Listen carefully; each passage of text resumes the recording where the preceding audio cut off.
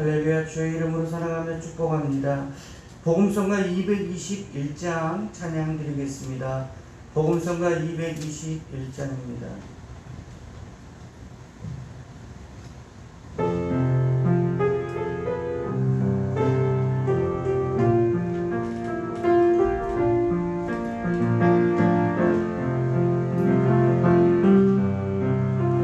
복음성가 221장입니다.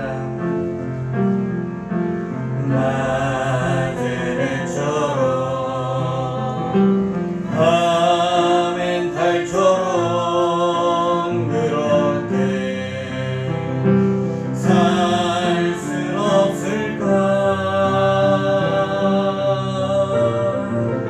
욕심도 없이 어느 세상 비추어 온전히 남을 위해 살듯이 나의 일생에 그 있다면 이 땅에 빛과 소금 되어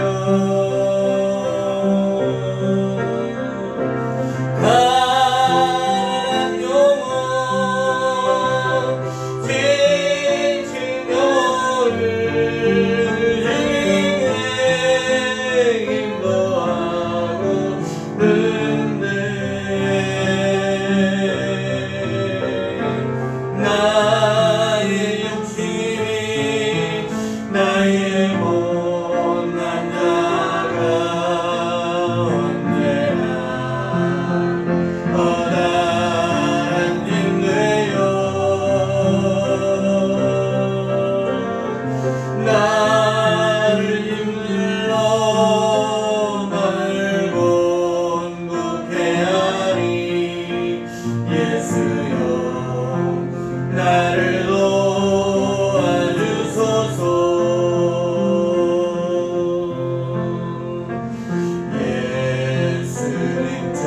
예수님처럼 바울처럼 그렇게 살 순 없을까.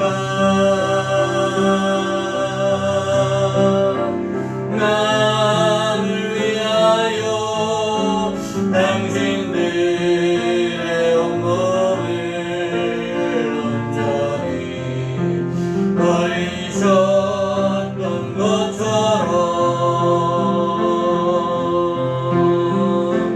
주의 사랑을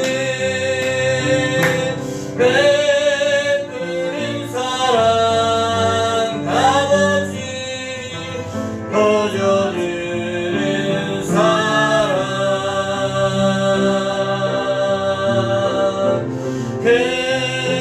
그러나 나는 주는 것보다 받는 것 널 좋아하니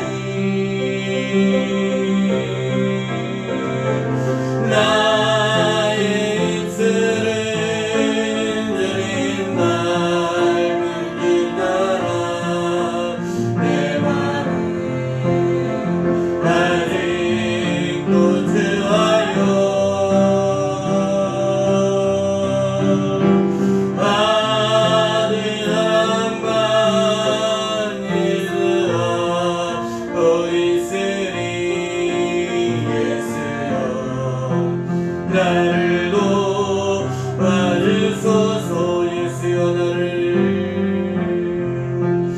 예수여 나를 도와주소서.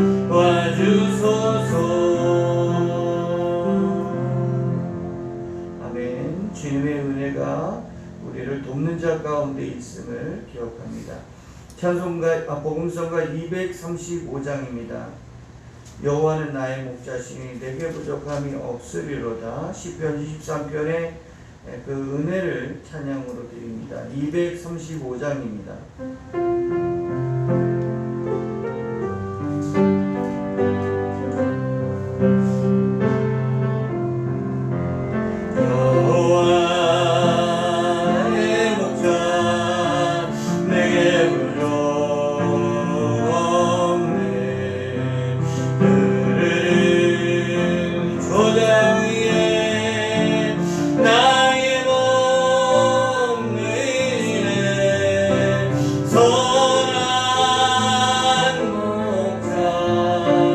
오 나의 목자여 생수가 넘치는 곳 날 인도하리네 내 영혼 소생하며 자기 일을 위해 의의 길 인도하니 골짜기 두려움없네 선한 목자 오 나의 목자여 생수가 넘치는 곳 날 인도하시네 기름을 머리 위에 부으시는 주님 평생의 선하심과 인정 따르리 선한 목자 오 나의 목자여 생수가 넘치는 곳 날 인도하시네 여호와 여호와 나의 목자 내게 부르러 푸르른 푸르른 초장 위에 나의 복 누리시네 선한 목자 오 나의 목자여 생수가 넘치는 곳 날 인도하시네 내 영혼 소생하며 자기 일을 위해 의의 길 인도하니 골짜기 두려움없네 선한 목자 오 나의 목자여 생수가 넘치는 곳 날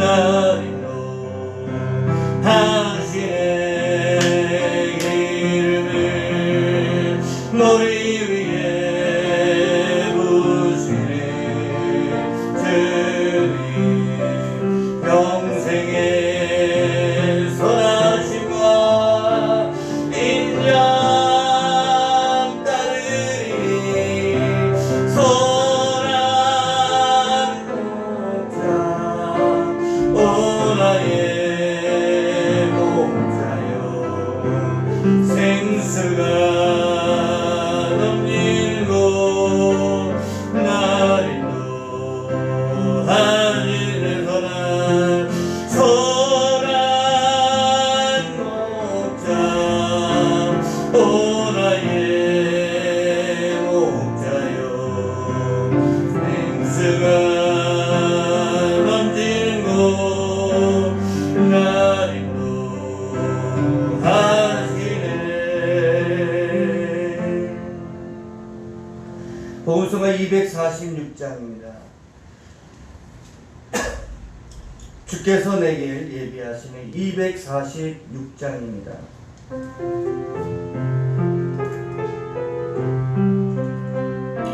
주께서 내게 주께서 내게 예비하시네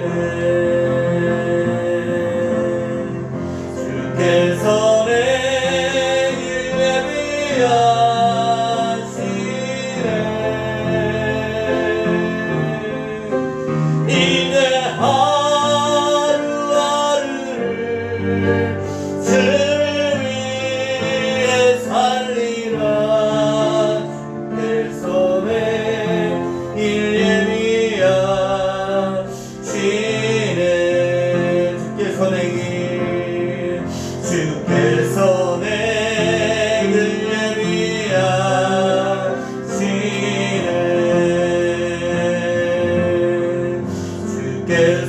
내 길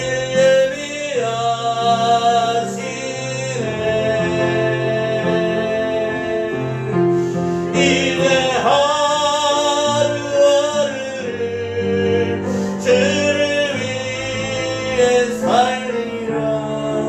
주께서 내 길 예비하시네. 잠깐 묵상하길 원합니다. 그것을 구약에서는 여호와 이레 주께서 친히 준비하시리라.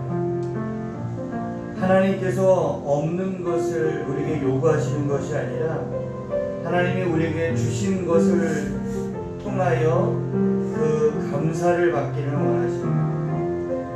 오늘 우리가 살고 내일을 사는 건 그 날이 주어졌기 때문이 아니라 주께서 오늘을 주시고 내일을 준비해 주셨던 삶을 살아가는 것입니다. 그래서 하나님이 좋은 것으로 우리를 인도하시고 좋은 것을 준비해 주셔서 그 은혜를 우리가 고백하고 감사하는 것이 우리 믿음의 반응입니다. 그래서 그 사람의 믿음이 무엇이냐면 하나님이 나의 삶을 인도하시고 나를 위하여 예비해 놓으신 것들로 우리를 먹이시고 입히시고 또 마시게 하신다고 하는 은혜를 감사함으로 고백하는 것이죠. 그 믿음의 감사가 주께서 내 길 예비하시네 라는 고백으로 찬양 드려주길 원합니다. 한 번 더 여호와 이레 그 은혜 찬양하면서 주께서 내 길 찬양합니다. 주께서 내 길 예비하시네. 아멘 아멘 아멘. 주께서 내 길 예비하시네. 이제 하루하루를 이제 하루하루를 주를 위해 살리라. 주께서 내 길 예비하시네. 나 이제 예수님 따라갑니다. 나 이제 주를 따라가려네. 아멘. 나 이제 주를 따라가려네.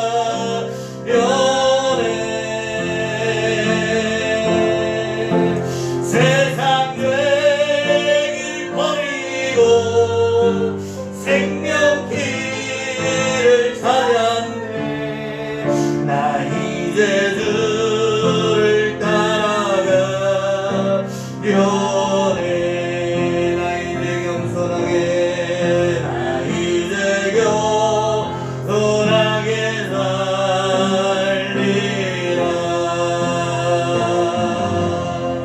나 이제 겸손하게 살리라. 이제 하루하루를 주를 따라가리라. 나 이제 겸손하게 살리라. 나 이제 진실하게 나 이제 진실하게 살리라. 진실하게 살리라. 나 이제 진실하게 살리라.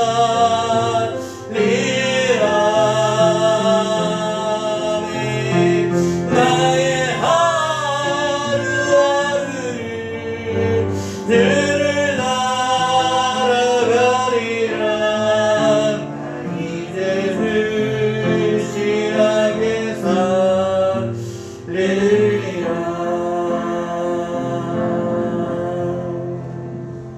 아멘. 마지막으로 280장 찬양합니다. 나의 가는 길 주인님 인도하시네. 복음성가 280장입니다. 찬양 가운데 하나님의 역사하십니다. 찬양 가운데 하나님의 특별한 은혜가 임합니다. 전심을 다해서 가사에 집중하면서 우리 함께 찬양 드립니다. 280장 복음성가입니다. 나의 가는 길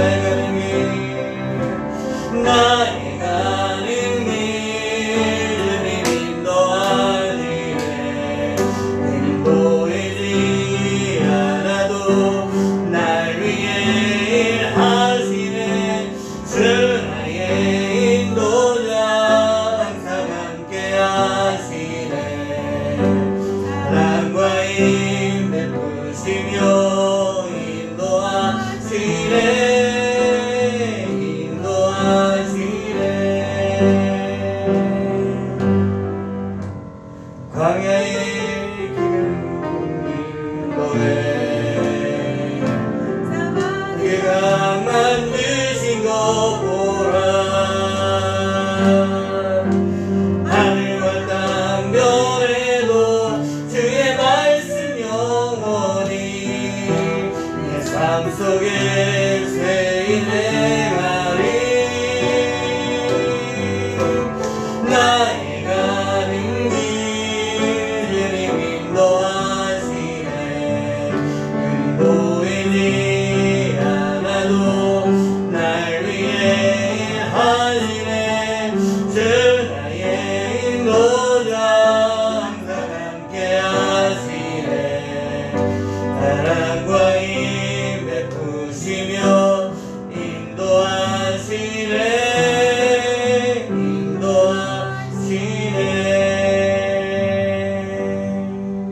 함께 기도하겠습니다. 믿음의 길, 예수님을 따라가는 그 길, 주의 예배해 놓으신 그 길로 오늘도 나아가는 믿음을 담대하게 해주신 걸 감사하면서 오늘 우리가 살아가는 것이 알 수 없는 미지의 세계가 아니라 주님이 가신 그 길, 주님이 나를 위하여 예배해 놓으신 그 길로 나아가는 길인 것을 기억하면서 이 예배의 기쁨과 감사를 고백하며 함께 기도하겠습니다. 함께 기도하겠습니다. 하나님의 사랑과 은혜가 많으신 우리 아버지 하나님 감사합니다. 오직 내 하나님의 영광이 하나님의 믿음의 길 되기를 원하며 하나님의 기뻐 찾으시는 의의 길 되기를 원하며 선한 자 인도하시는 생명의 길 되기를 원합니다. 우리의 길과 진리와 생명이 되신 예수 그리스도께서 오늘도 우리를 위하여 예비하러 가시는 그 처소를 예비하러 간 그 길 가운데 오늘 우리가 소망을 두고 나아가게 하심을 감사합니다. 믿음으로 바라보고 소망하게 하심을 감사합니다. 주님이 먼저 가신 그 길 우리도 따라가게 하시고 주님이 우리를 위하여 예비해 놓으신 그 길 따라갈 수 있도록 인도하여 주시옵소서. 성령 하나님 이 시간도 우리와 함께 하시며 우리가 잘하나 오르나 치우치지 아니하고 오직 주님의 믿음의 길로 갈 수 있도록 인도하여 주시옵소서. 때로는 아버지 꿈으로 알게 하시고 때로는 계시로 알게 하시고 때로는 그 말씀으로 깨닫게 하여 주셔서 오직 대장도와 같이 여호와 하나님 인정하시는 생명의 길로만 나아갈 수 있도록 믿음의 은혜를 더하여 주시옵소서. 흔들리지 않는 믿음 더하여 주시옵소서. 방황하지 않는 믿음 더하여 주시옵소서. 미혹당하지 않는 믿음을 더하여 주시옵소서. 시험당하지 않는 믿음을 더하여 주시옵소서.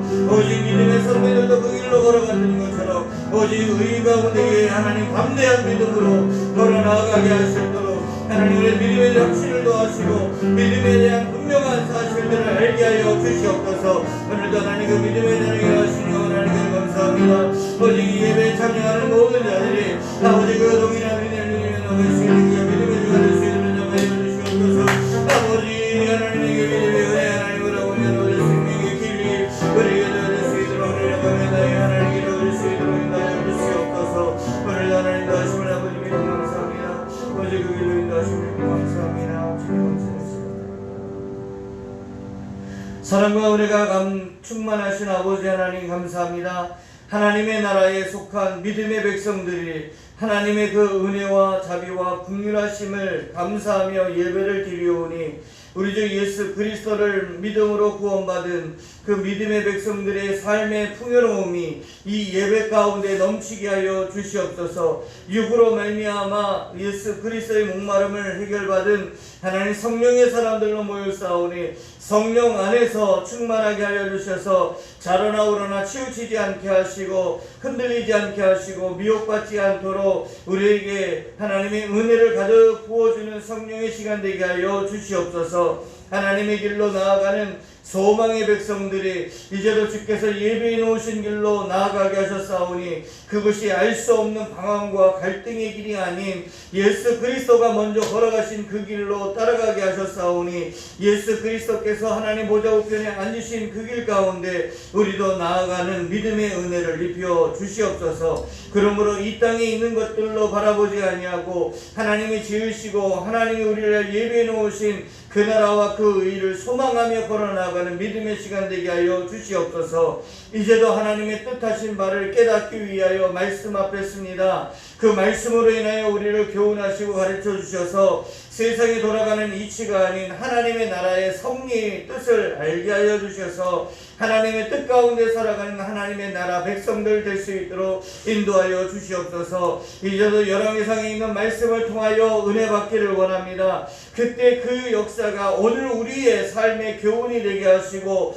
믿음의 삶의 길과 진리가 되도록 인도하여 주시옵소서. 성령 하나님께서 예배당에 모인 자들이나 영상으로 모여 예배드리는 자들 가운데 동일하게 역사하여 주셔서 하나님의 계시적인 말씀이 그대로 전달될 수 있도록 가르쳐질 수 있도록 은혜를 입혀 주시옵소서. 사람이 사람을 변화시키는 것이 아니라 하나님의 말씀이 그 사람을 변화시켜 주시옵소서. 그 말씀이 심령의 골수를 쪼개는 역사가 일어나게 하여 주옵소서. 하나님의 말씀이 우리의 삶의 생활에 변화가 일어날 수 있도록 주장하여 주셔서 온전히 하나님 영과 육이 새 사람으로 지음받음을 하나님 허락하여 주시어서 마다를 된 예수 그리스도의 형상을 닮아가는 하나님의 교회 백성들 되게 인도하여 주시옵소서. 오늘도 우리와 함께 하시는 주님께 감사를 드리며 예수님의 이름으로 기도드리옵나이다.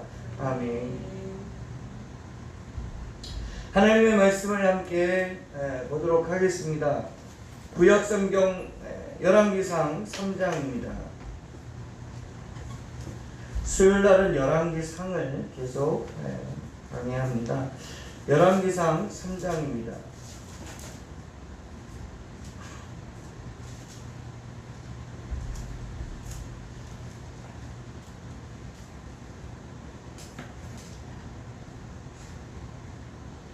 열왕기상 3장 1절부터 3절까지 먼저 읽도록 하겠습니다. 구약성경 514쪽입니다. 열왕기상 3장 1절과 3절 먼저 읽도록 하겠습니다. 다 찾으셨으면 우리 합독하도록 하겠습니다. 시작. 솔로몬이 애굽의 왕 바로와 더불어 혼인 관계를 맺어 그의 딸을 맞이하고 다윗성에 데려다가 두고 자기의 왕궁과 여호와의 성전과 예루살렘 주위의 성의 공사가 끝나기를 기다리니라. 그때까지 여호와의 이름을 위하여 성전을 아직 건축하지 아니하였으므로 백성들이 산당에서 제사하며 솔로몬이 여호와를 사랑하고 그의 아버지 다윗의 법도를 행하였으나 산당에서 제사하며 분향하더라. 아멘.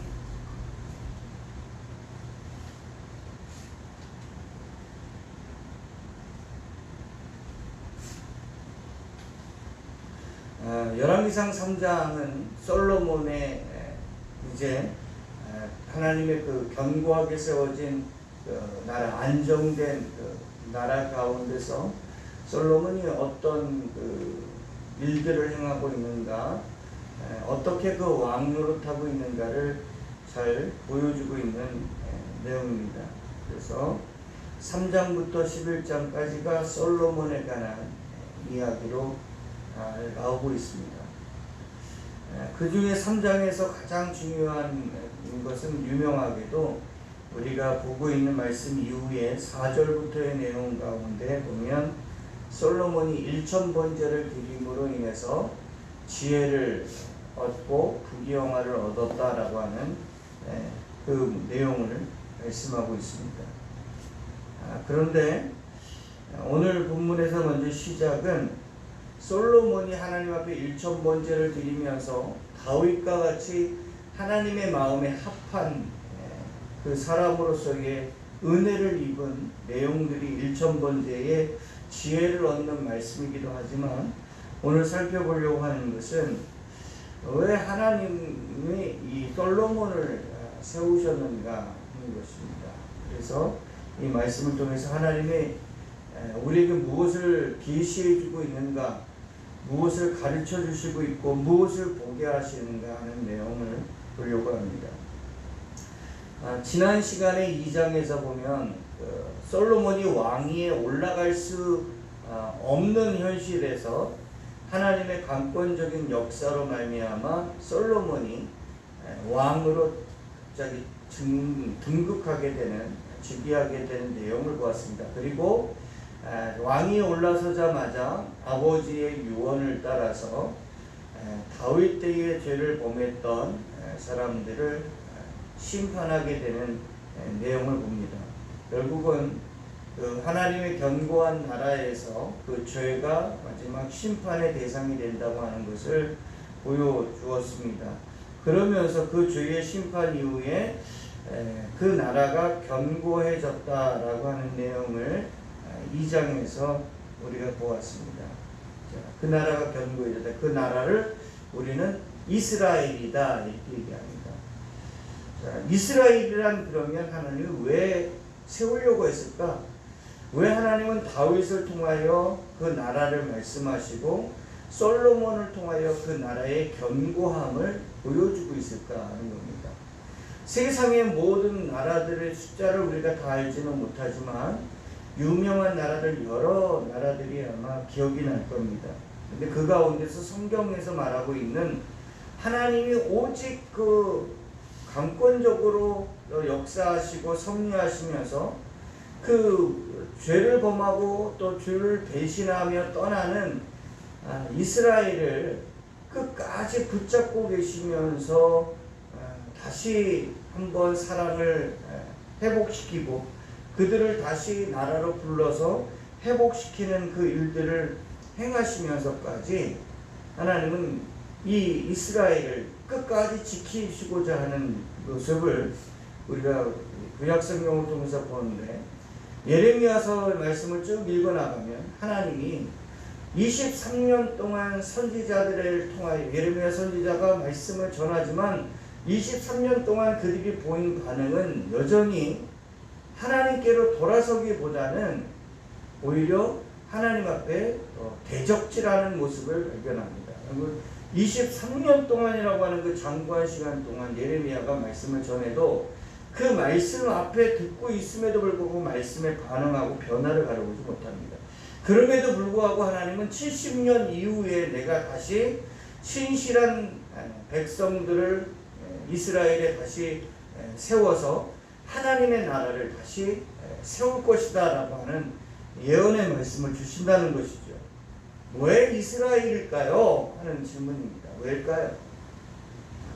이스라엘이라는 나라는 뭘 상징하냐면, 지금도 우리 알고 있지만 여호와의 유일한 신앙으로 하나된 나라다 이렇게 평가합니다.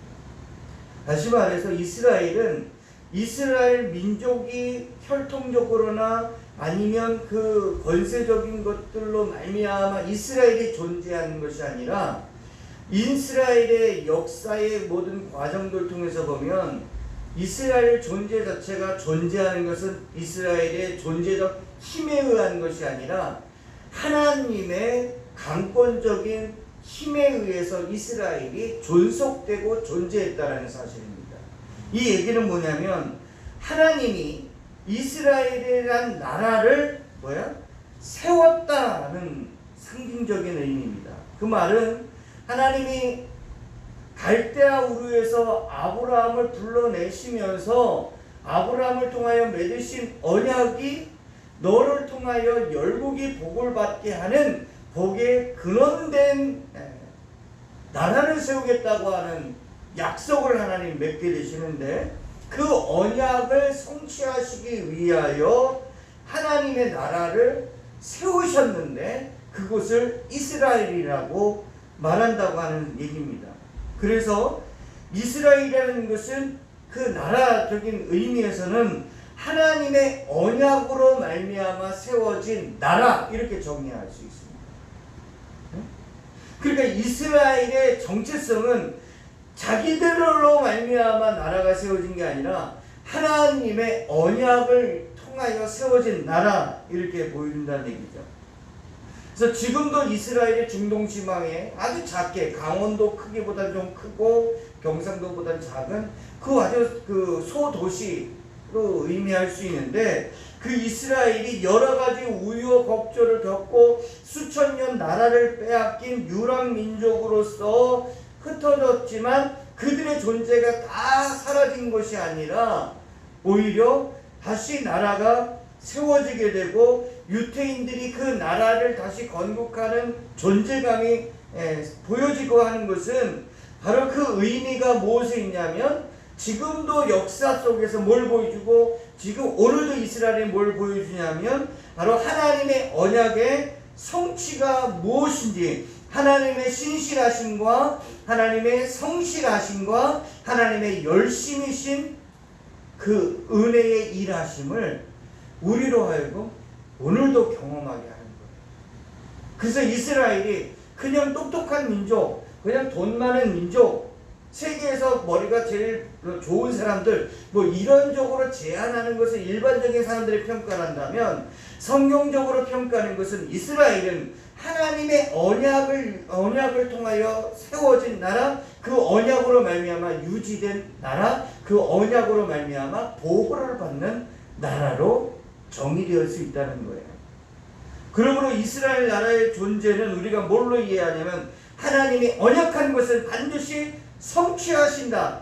하나님이 계획하신 그 나라는 하나님이 반드시 이루어내신다고 하는 그 언약의 성실함을 우리가 믿음의 눈으로 확인할 수 있다는 사실입니다. 그래서 하나님의 나라는 하나님의 언약의 성취로 구원받은 사람들이 사망의 땅에서 생명의 땅으로 돌아온 그 은혜를 고백하고 감사하고 찬양하는 나라예요.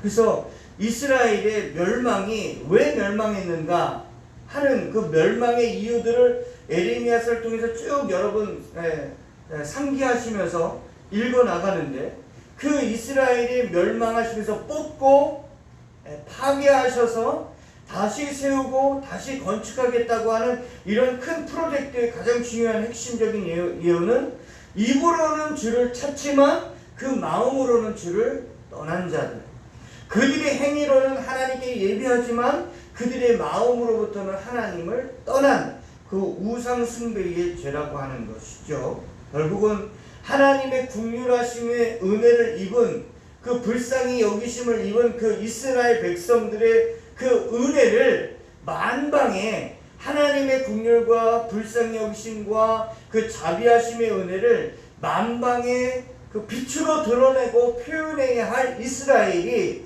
긍휼과 자비와 불쌍히 여김을 입으로 얘기를 하나 그들은 스스로 그 학대하는 그 불순종의 죄를 범하고 있기 때문에 그렇다는 얘기입니다. 마태복음 18장에 보면 베드로가 예수님께 이런 질문을 합니다. 마태복음 18장 21절 말씀을 가보겠습니다. 마태복음 18장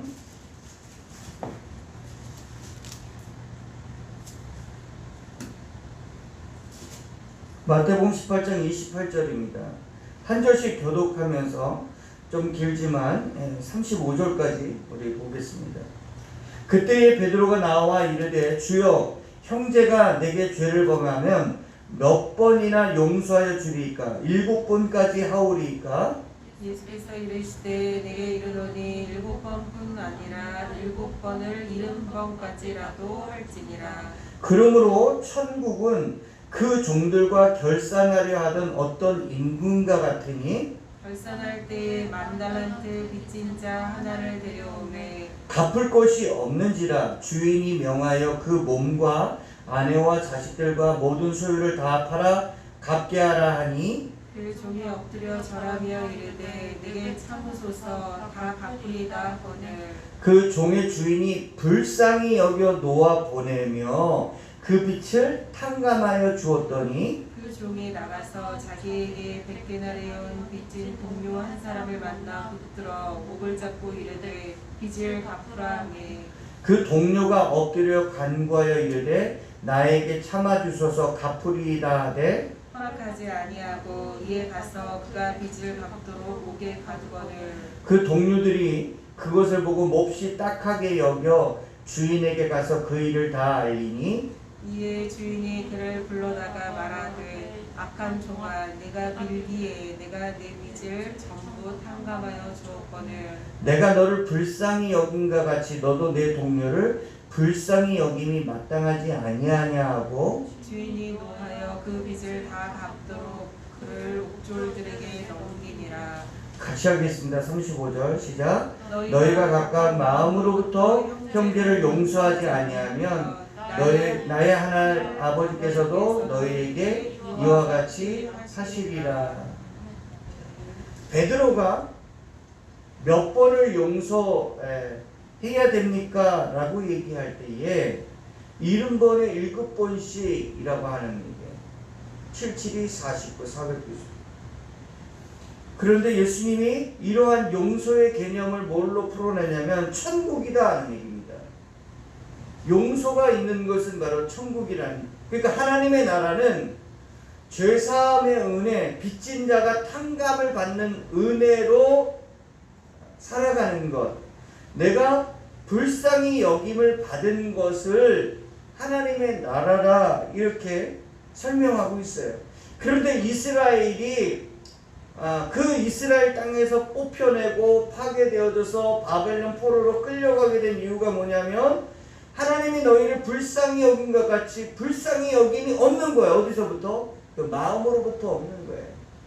그러니까 입으로는 주여 주여 하지만 그 삶의 마음으로부터의 그 악하고 완악함은 그대로 있는 거죠.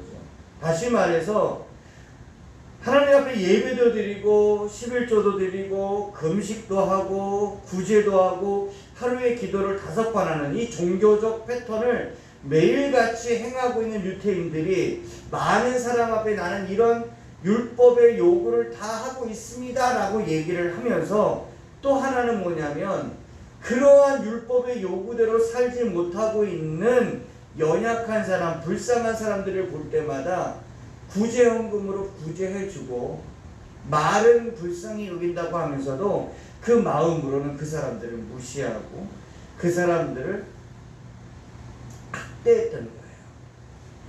그러니까 하나님이 이스라엘 백성들이 하나님 앞에서 율법의 요구로 예배드리고 11조하고 금식하고 구제하고 기도하고 이거를 안 해서 문제가 아니라 행위는 그것을 하나 그 마음이 하나님의 받은 그 1만 달란트를 빚진 사람들의 마음으로 말미암아 다른 사람을 불쌍히 여기고 용서해주는 것이 없었다는 얘기입니다. 그러니까 사람은 행위를 통해서도 그 사람의 마음을 알지만 하나님은 그 이스라엘이 그 마음으로부터도 어떤 마음이기를 원하냐면 35절에 보면 너희가 각각 마음으로부터 형제를 용서하는, 결국 각각 마음으로부터 형제를 뭐한다? 불쌍히 여긴 것 같은 거예요.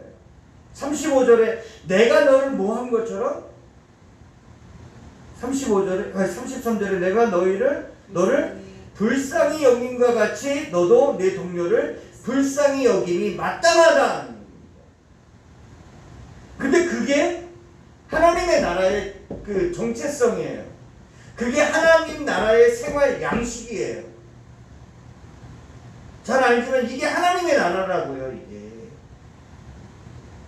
근데 우리 착각하면 안 돼요. 하나님의 나라가 그제 찬양하고 오직 하나님의 그 나라와 그 일을 이루게 해주세요. 이게 목적, 이게 전부가 아니라 그 기도한다면 뭐가 전부가 되냐면 그 마음으로, 각각 마음으로부터 형제를 불쌍히 여겨야 돼요.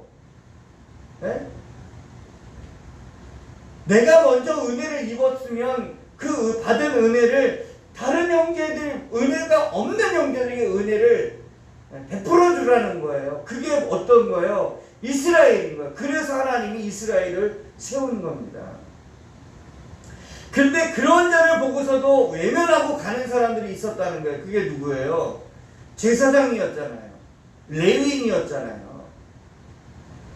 저는 사마리아인이 강도 만난 자에 대한 이야기를 예수님이 얘기할 때 제사장도 지나가고 레위인도 지나가지만 정말 지난주 금요일 얘기한 것처럼 사마리아 사람들은 개 취급을 하고 절대 접근도 안 하는데 그 사마리아 사람이 그 강도 만난 그 유태인을 돌봤다라는 거예요.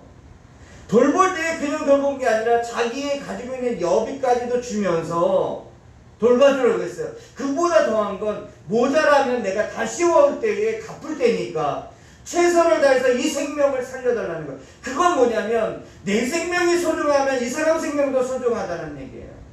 율법의 요구가 두 가지예요. 하나는 하나님을 사랑하는 것. 그렇다면 그 하나님의 사랑을 어떻게 할까요? 할 때 내 이웃을 네 몸처럼, 내 몸을 아끼는 내 이웃을 사랑하라고 하는 요구를 하고 있다는 얘기입니다. 그러니까 하나님의 나라를 왜 하나님 이스라엘로 보여줬냐면 그 하나님의 사랑, 하나님의 불쌍히 여기심, 하나님의 자비하심, 그걸 얘기하는 거예요. 모세가 하나님을 보여주세요. 모세가 하나님을 만나고 싶어요 라고 그럴 때에 하나님이 그 모세를 통하여서 이런 메시지를 줍니다. 나는 긍휼을 베풀 자에게 긍휼을 베풀고 자비를 베풀 자에게 나는 자비를 베푼다. 내가 사랑하는 하나님이 어떤 하나님이냐면, 내가 사랑하는 하나님이 준비한 그 나라는 어떤 나라냐면 그 눈에서 눈물을 다 씻기시고 그 아픔을 다시는 잊지 아니하게 하시고 다시는 우리에게 그 질병으로부터 고통당하지 않는 위로가 있는 나라 아닙니까? 위로가 있다는 얘기는 나의 마음으로부터 불쌍히 여겨주신다는 거예요.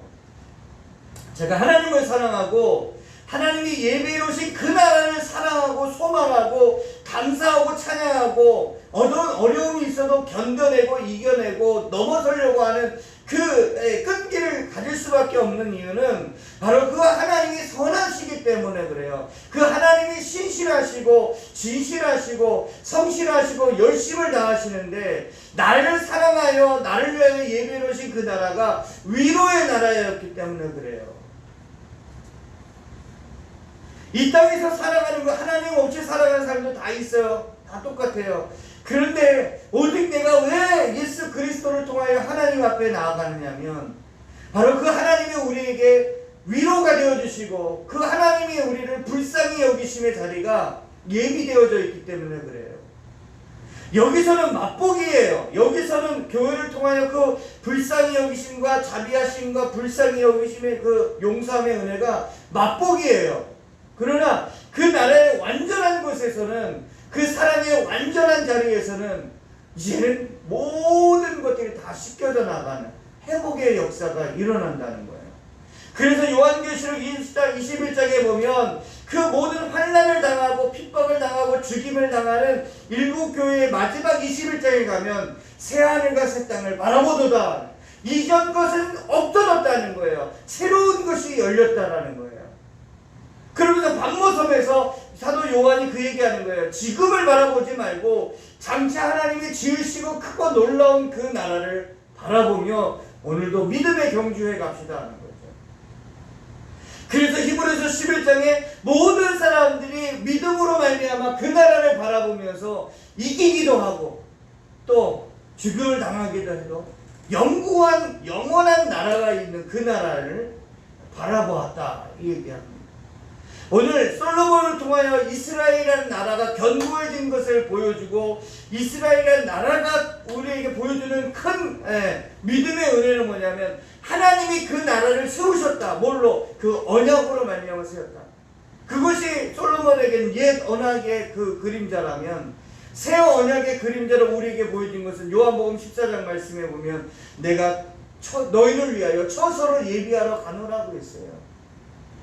우리에게는 예비된 처소가 있어요. 그 나라가 있습니다. 그것이 육적으로 보이는 이스라엘이 지금 존재한다면 그것을 존재케 하시는 하나님을 우리가 믿는다면 우리를 위하여 예비해 놓으신 하나님의 도성도 분명히 세워지고 완성될 것을 의지할 수 있다는 사실입니다.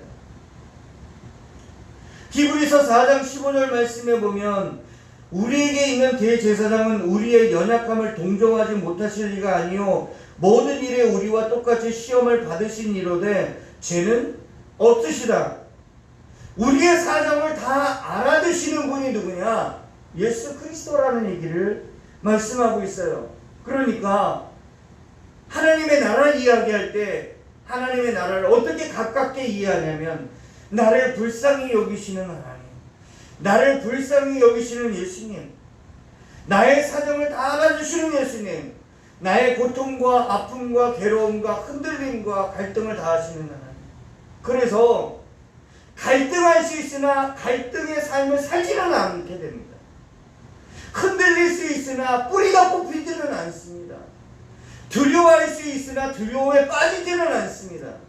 근심할 수 있으나 근심에 묻혀 수렁에 빠지지는 않다는 얘기예요. 왜? 우리를 돕는 자가 계시기 때문에 그래요. 성령 하나님께서 오늘 우리를 돕는 자 가운데서 우리의 길을 인도하고 계시다는 사실이에요. 하나님은 솔로몬을 통하여 그 언약의 나라, 불쌍히 여기심을 입는 백성들의 나라를 보여주는 것입니다.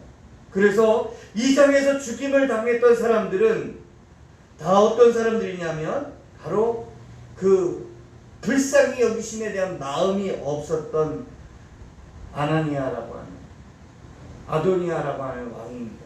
그리고 아비아들이라고 하는 제사장이고, 요압이라고 하는 군대 장관이었고, 저주하는 시므이었습니다.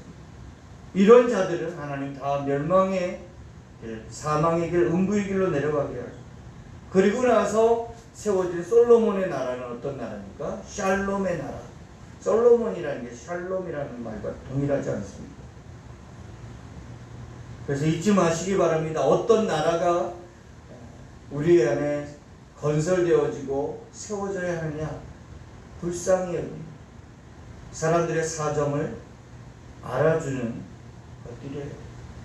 그걸 꼭 물질로만 생각하지만 마음으로부터라고 얘기했어요. 그래서 초대교회의 순교자들의 이야기들도 보면 하나님 저들이 자기가 하는 일이 무엇인지 알지 못합니다 하면서 그들을 위하여 불쌍히 여기기 위하여 기도해 주시는 걸 볼 수 있어요. 내가 너희를 불쌍히 여긴 것 같이 너희도 내 동료를 불쌍히 여겨라 하는 거예요. 그런 관계가 교회로 세워져야 할 때 하나님이 그 샬롬이 이루어진다는 사실을 기억하면서 오늘 우리 안에 그 샬롬의 은혜와 복을 따라가시기를 예수 이름으로 축원합니다. 본문에 있는 1절 말씀을 보겠습니다. 그 나라 1절입니다. 함께 읽겠습니다. 솔로몬이 애굽의 왕 바로와 더불어 혼인관계를 맺어 그의 딸을 맞이하고 다윗성에 데려다가 두고 자기의 왕궁과 여호와의 성전과 예루살렘 주위의 성의 공사가 끝나기를 기다리니라. 그때까지 여호와의 이름을 위하여 성전을 아직 건축하지 않았으므로 백성들이 산당에서 제사하며 솔로몬이 여호와를 사랑하고 그 아버지 다윗의 법도를 행하였으나 산당에서 제사하며 분향하였더라. 그런데 솔로몬의 나라가 견고해진 나라 안에 두 가지 양상이 있음을 보시기 바랍니다. 하나는 뭐냐면 솔로몬이 여호와의 성전과 예루살렘 주위의 성 공사가 끝나기를 기다립니다. 3절에 보면 2절에 그때까지 여호와의 이름을 위하여, 그리고 3절에 솔로몬이 여호와를 사랑합니다. 그러니까 한편으로는 여호와를 사랑하여 하나님의 그 은혜를 갈구하고 기다리는 그 상태가 있고, 또 하나는 무엇이냐면 애굽 왕 바로와 더불어 혼인관계를 맺고 라고 하는 것. 그리고 또 하나가 뭡니까? 2절에 산당에서 제사하며, 그리고 3절에도 산당에서 제사하며 분향하더라. 두 가지입니다. 솔로몬이 보여주고 있는 나라는 지금 우리의 인간의 세계, 이 세상 속에서 우리의 그 현실하고도 똑같습니다. 하나는 성령의 소욕을 따라 하나님만을 사랑하겠다는 믿음의 삶 안에 또 다른 뭡니까? 우상 숭배적인 삶의 양식도 우리 안에 있다는 얘기입니다.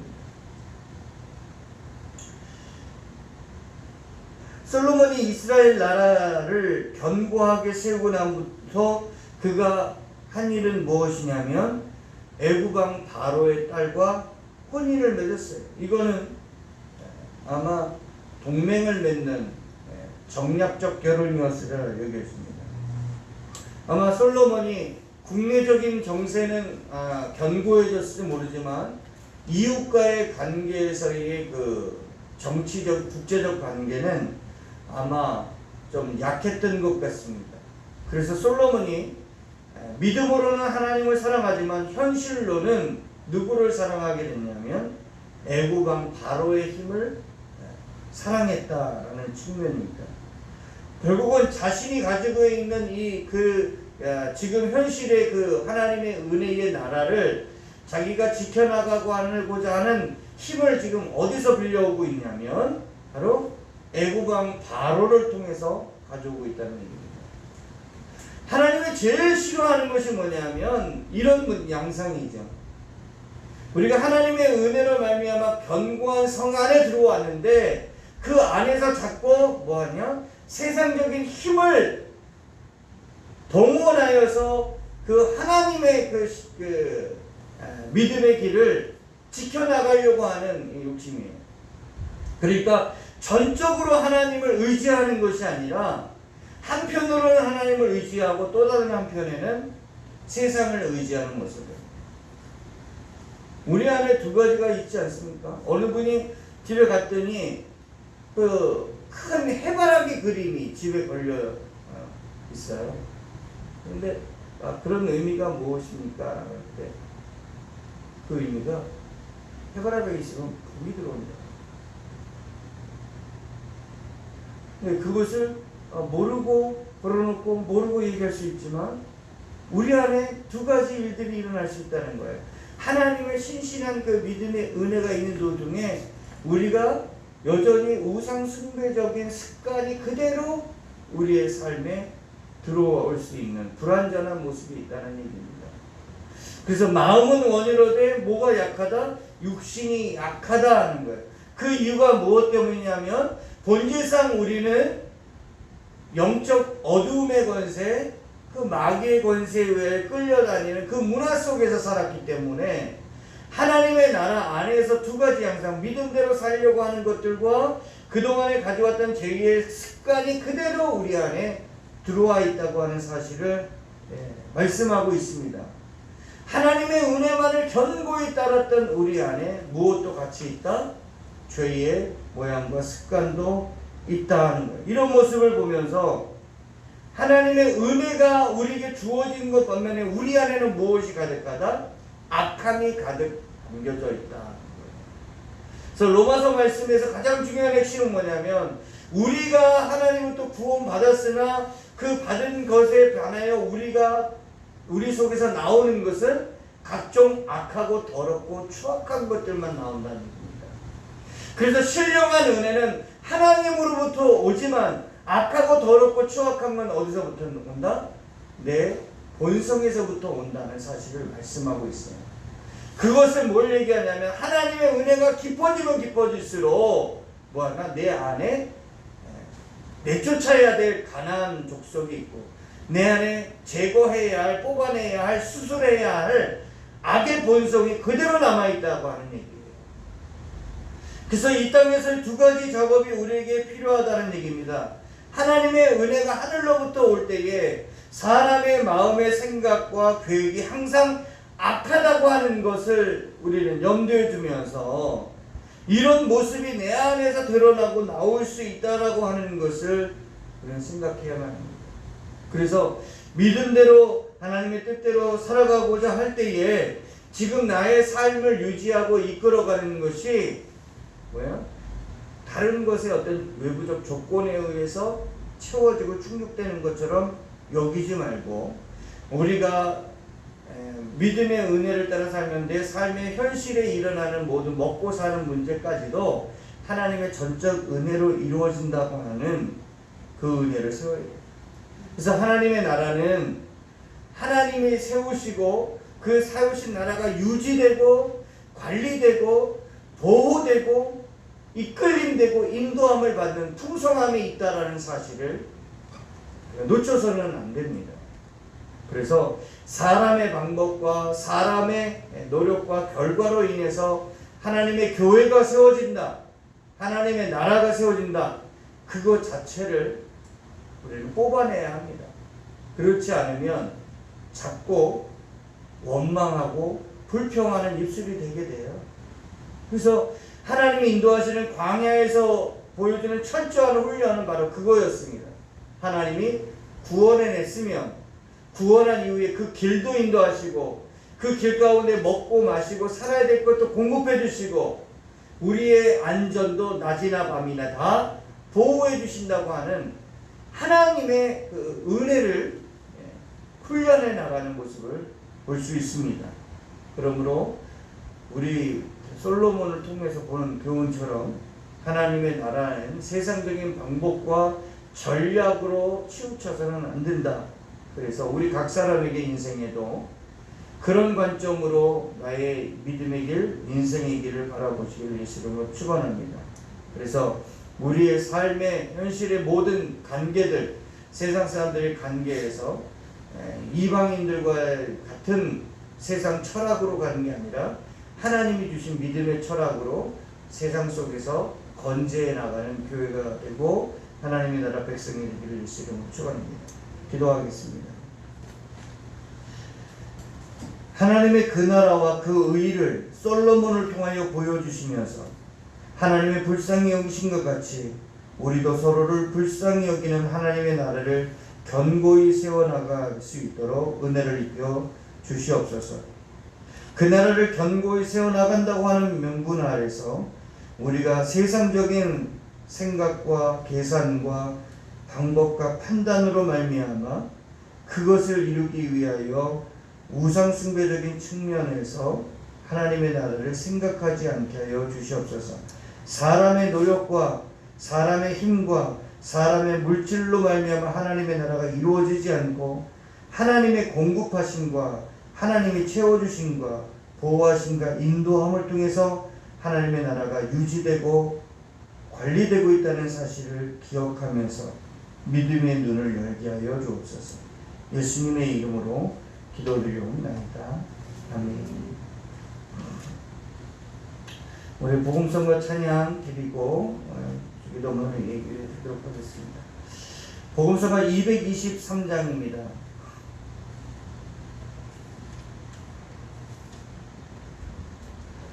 천국은 평화의 나라, 그 평화 샬롬 솔로몬이 이루어지는 것은 불쌍히 여기심, 하나님의 불쌍히 여기심의 은혜가 있는 나라입니다.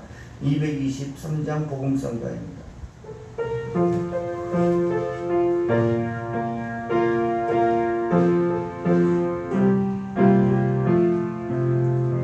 내 맘속에 있는 참된 평안을 누구도 빼앗을 수 없네. 주님은 내 맘에 구주 되시었네. 오주 없이 살 수 없네. 오주 없이 살 수 없네. 오직 주께만 구원 있네. 주님 없는 세상 평안 없네. 오주 없이 살 수 없네.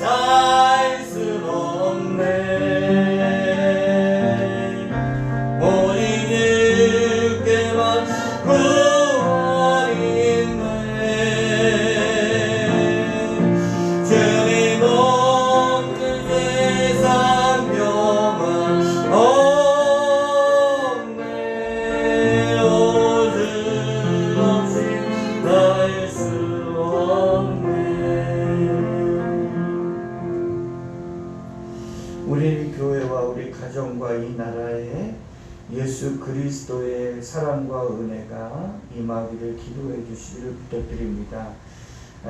공문 내용을 여기 공지해 드린 것처럼 예배 때 19명까지는 가능한 숫자로 이해가 됩니다. 그래서 금요 예배 또 주일 예배에 참여하시고 싶은 분들은 주일 예배 때 잘 준비해서 예배에 참석해 주시기를 바랍니다. 주기도문으로 예배를 마치겠습니다. 하늘에 계신 우리 아버지여, 이름이 거룩히 여김을 받으시오며 나라의 마옵시며 하늘에서 이르는 것 같이 이 땅에서도 이루어지이다. 오늘날 우리에게 일용할 양식을 주옵시고 우리가 우리에게 죄진 자를 살린 것 같이 우리의 죄를 사하여 주옵시고 우리를 시험에 들게 하지 마옵시고 다만 하에서 구하옵소서. 이 나라와 권세와 영광이 아버지께 영원히 있사옵나이다. 아멘.